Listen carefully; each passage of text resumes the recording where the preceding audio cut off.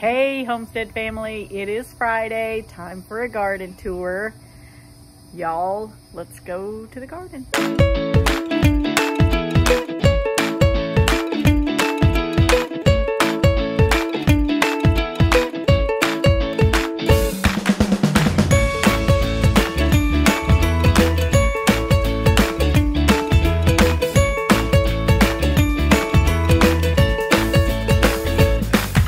Before we get out to the garden, I wanted to show you my cherry tomatoes. Y'all, these are the sweetest cherry tomatoes. They usually don't make it in the house for a salad because they get eaten out on the back porch. Last week, was it last week? No, it was the first of this week. I was able to procure some horse compost. It's horse manure, but it already has hay mixed in, so it's like horse manure. Somebody mucked their stalls, and that's what we got from it. Pretty good stuff, and I was able to get an entire pickup truck load of it and filled up. So I guess I amended 2 beds with it, and then I was able to put some of it in my compost bin. So I just wanted to show you what we've done with what used to be the watermelon patch and the pumpkin patch. So they have been completely pulled up now. We got about 12 or 13 watermelons out of here. We had some, we shared some. We're blessed to be able to do that. And then we got quite a few ripe pumpkins out of here. Most of them are still green, and I'm hoping that I can just sit them out and let them ripen, but aphids got a hold of them, and not aphids, I'm sorry, vine borers got a hold of them and just destroyed the pumpkins. So we managed to salvage what we could, and so we've been working in getting this bed ready for fall garden. Yesterday I weeded in this bed for a while, and look, they're still these dollar weeds, guys. I'm telling you. So this is the deal. You try to pull something up, it breaks off. Can't pull it up. Let me put my glove on for a second. But there's a root structure underneath that if you can get a hold of it, you can get them up, but they kind of go deep and then they disrupt other things. So let me see. So see, that's what it looks like. You gotta kind of dig and pull it up, and see how that just comes up like that. But they aren't like grass. See, I can pull that grass up and get the root up. I can't do that with a dollar weed. You have to dig down in there, and then sometimes it still doesn't. There's a good one. There's a good one right there. See that? So I spent a good while yesterday working in this actual bed, pulling up dollar weed and calling it all kinds of names because it's just frustrating. The weeding kind of got out of hand because of all the rain we've had lately, and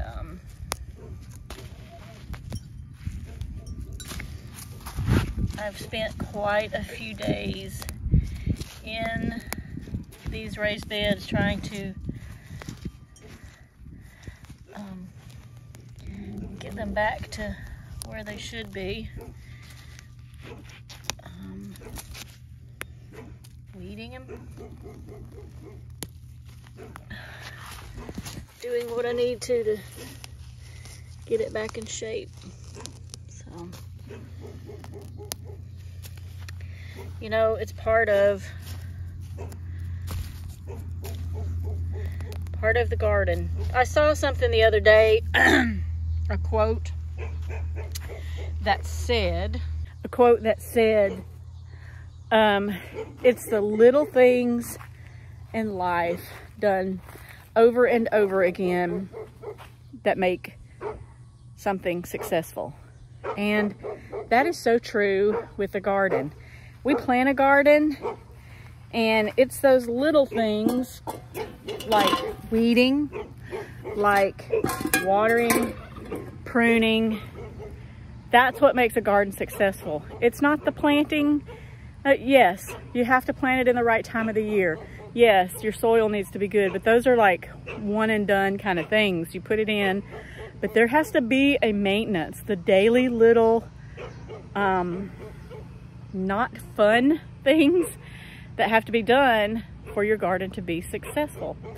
So that's what we've been doing lately, because we haven't been doing it on a daily basis because the rain, what we've had recently here in Florida. Elsa came through and dumped a ton of rain, and anytime it rains a lot like that, we get a lot of weeds. The plants grow well, but the weeds grow well too. I wanted to show you these Luffa Gourds. Guys, it is out of control. Look at that. And because it has been raining here, we haven't watered a lot. Let me show you our water sprinkler. Look, the Luffa Gourd has entangled around our water sprinkler. Crazy. So, unless something changes, this is gonna have to be released from the vines so we can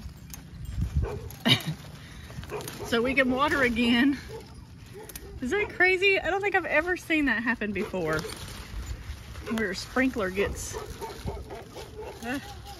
it's all the way down here. There we go. You are free.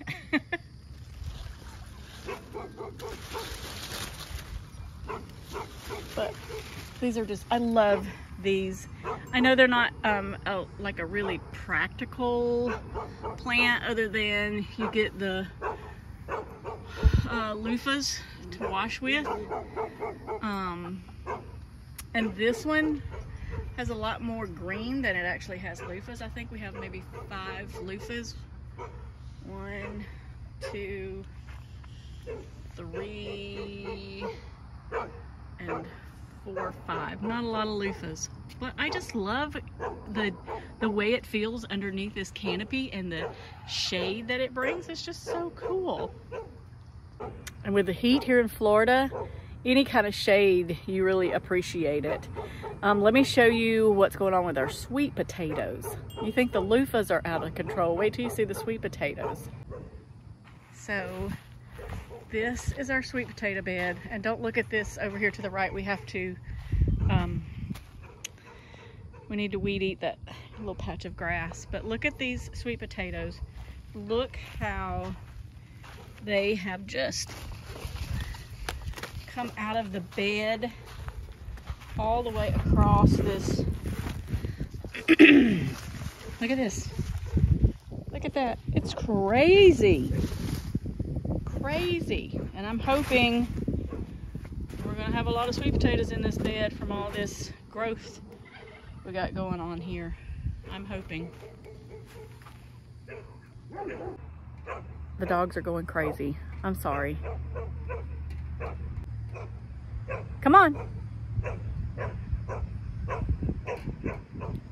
Come on, Bear. Come on. Good boy. So we have some friends that are moving out of state, and we are sad to see them go. But they have been some avid gardeners as well, and they have given us a few things, and I wanted to show you one of the things I thought was pretty neat. So we have our Thornless Blackberries, and I actually picked a couple off of that one right there this morning. But this is their Thornless Blackberry. So we'll be adding it to the mix here, and it's quite a bit larger than ours are. So that's exciting. I wanted to show you the marigolds, how beautiful and full they are. I've got a few dead heads that need to be pulled, but so excited about these marigolds. They have just really been beautiful this year. And then there's another thing of marigolds. And our sunflowers finally opened up. There's one right there. And then today I noticed that we had another one that opened up, or is opening up. Oh, and let me show you my little experiment with my corn here. If you know anything about us and seen us in the past, we've struggled with the corn.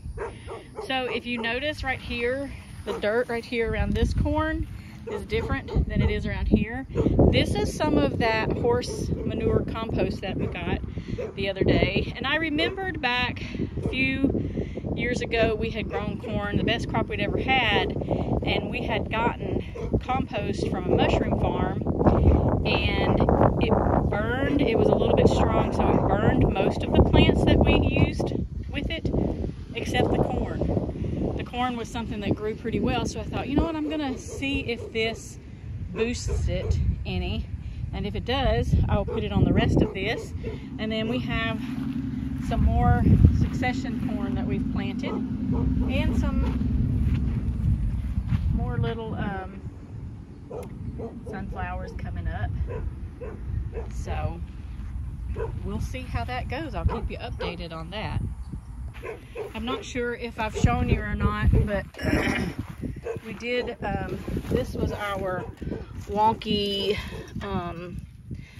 bed of peas that looked like they'd been exposed to radiation or something. I don't know, it was a weird thing that happened. But we pulled all those up, replanted. We've got new peas in here, same kind. We didn't change the soil any, so we'll know if it was what's in the soil that caused it, or if there was something in the air that caused it. But these seem to be coming along pretty well right now, and this is one of the beds that has not been weeded recently. And we have these stinking dollar weeds everywhere. I don't mind pulling up this grass. I just don't like those dollar weeds. So, anybody got a good way to, a good method for pulling up dollar weeds? I'd be happy to hear what your solution is.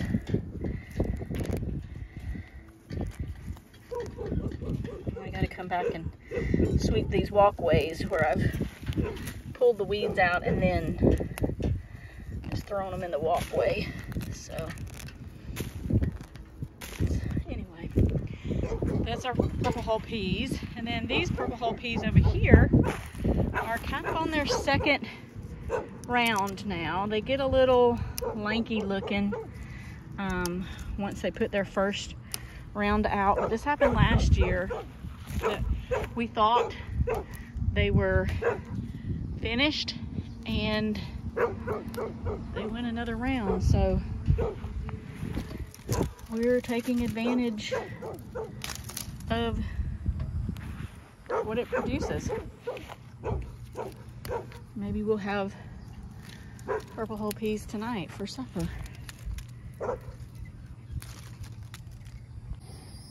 So that's not a bad little batch. I got about that much yesterday, so that'd probably feed us for one meal. This and what we got yesterday. I finally got to the carrots. this past week, and we went through a dry spell, a hot dry spell, and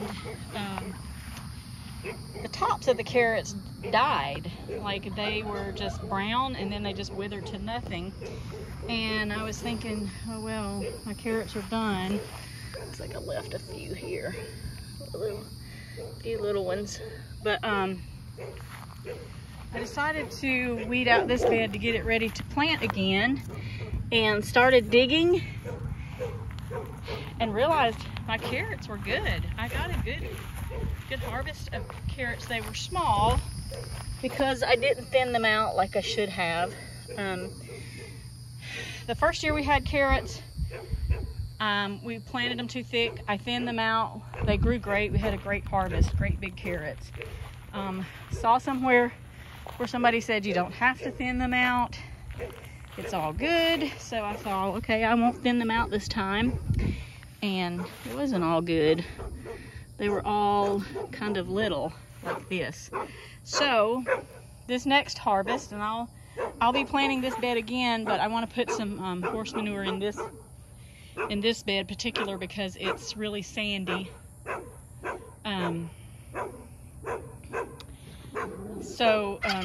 Carrots will be going in this real soon. Our buncheon onions are coming along really nicely. I need to weed eat this tall grass that's beside it, but we got some good onions. The thyme, guys, look at that. Look how beautiful that is. Thyme is coming along. That's our dill right there. Our sweet basil. I think I got 3. Maybe that's a sweet basil too. And then this is sage. And then the dark purple opal basil is really looking good as well. So this bed is kind of, half of it is full, the other half is skimpy looking, but we will be putting carrots back in there soon. Here's another treat for you. Oh my goodness, these are our Concord grapes. Can you see that? Those are delicious. See if I can pick another one.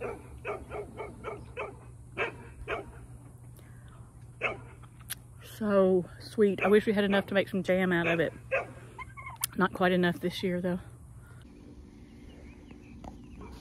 My little herb garden is doing pretty well. I'm excited about this basil over here. So I wanted to show you some of the things that, oh, I moved that basil and it smells so good. I wanted to show you some of the things that I was looking at for planting for a fall garden. One of the things I was thinking about doing some more beans. Well, I haven't done any beans. I've done peas, but no beans. So that's one thing.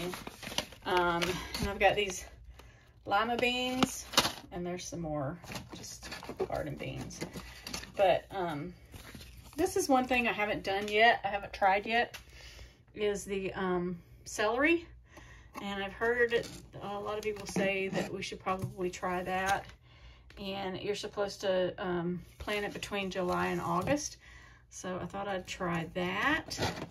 And then I have last year, well, I'm gonna do the carrots again. We just have pretty good success with carrots, either summer or fall garden. It doesn't really matter. They always do pretty well, so I'm gonna keep going with that. My husband really likes radishes. I'm not crazy about them, but I have heard that if you roast the radishes, that they change the taste a little bit, and I thought, you know, we'll give it a try, give it a shot and see what it's like. This is something else. Last year we had a pretty good success with cauliflower, and I didn't plant that many of them, and I wish I had because they were so good and I could have eaten more of them. And then the broccoli, same with the broccoli. We planted a few broccoli last year, and they were really, oh, they were really delicious. The taste of them was just amazing, and we didn't have enough of them. So I think I'll do a whole bed of broccoli and a whole bed of cauliflower. So So that's what we got planned for our fall garden, and we got a little bit more to do. We need to kind of shape up a few beds, you know, finish weeding them and getting them ready, and just getting things back into good shape again. Just cleaning things out a little bit, weeding and stuff.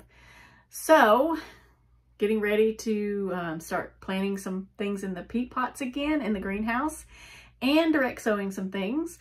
So it's all about to change again, you guys. Y'all have a great weekend. Thanks for watching. And always remember, do your best and watch God do the rest. Bye-bye, you guys.